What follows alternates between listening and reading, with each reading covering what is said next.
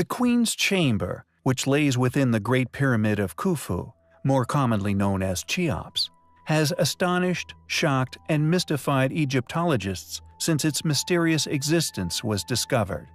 The intrigue into this elusive chamber, along with its mysterious adjacent shafts, comes as no surprise once one understands the anomalous characteristics of their construction. As we have already covered before, massive cover-ups have been suspected as taking place surrounding this mysterious chamber since its discovery. Strange shaft tunnels, set at a 45-degree incline, no larger than 20 centimeters in diameter, run away from this room, and no one seems to know why.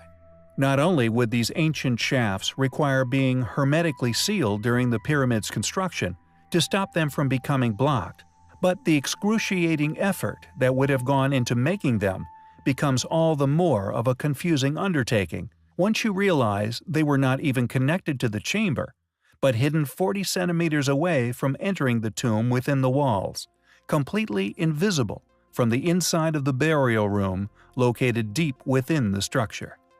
Cheops, noticeably being the only pyramid to have ever been constructed with such shafts, making their addition a popular mystery within Egyptian history.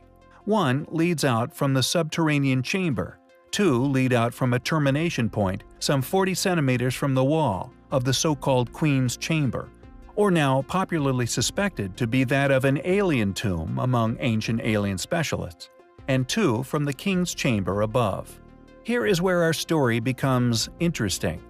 Rudolf Gantenbrink, famous for actually discovering the blocking door within one of the Queen's Chamber shafts, which could lead to an as-yet undisclosed tomb, has also made other curious discoveries within the Great Pyramid.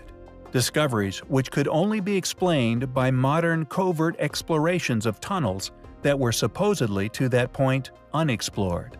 Gantenbrink's cache being but one example of these mysterious finds, deep within the tunnel systems in the royal chamber, at a 90-degree turn going vertically upwards, a pile of papers, possibly wrapped artifacts, weighed down with a small piece of timber or stone, possibly another artifact, was discovered by Gantenbrink's robot. Also, during initial location attempts to find access tunnels leading to the Queen's Chamber, several blocking stones required removal. After the removal of the seventh block, a modern-era hexagonal steel rods were discovered discarded upon the tunnel's floor. Each section of the hexagonal steel rods measures 2.7 meters in length and was fitted with a round socket which allowed them to be joined to the next section. In one of the lower shafts in 1872, Wayneman Dixon found three more objects, which could be considered proof of prior covert exploration of the mysterious northern shafts.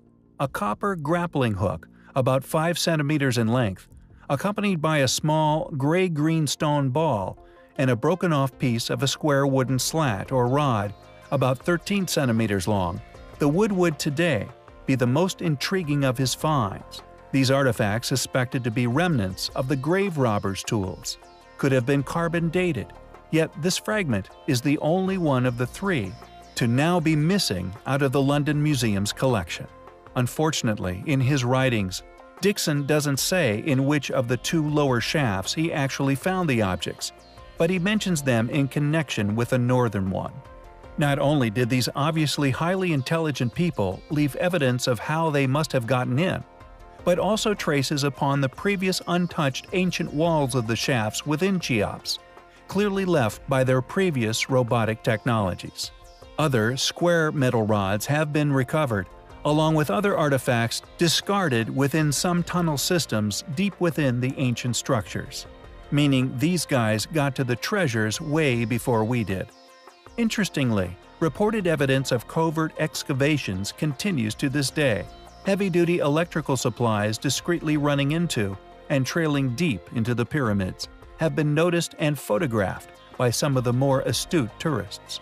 Witnesses to the sounds of heavy machinery being used beneath the site is also frequently reported, yet rarely followed up.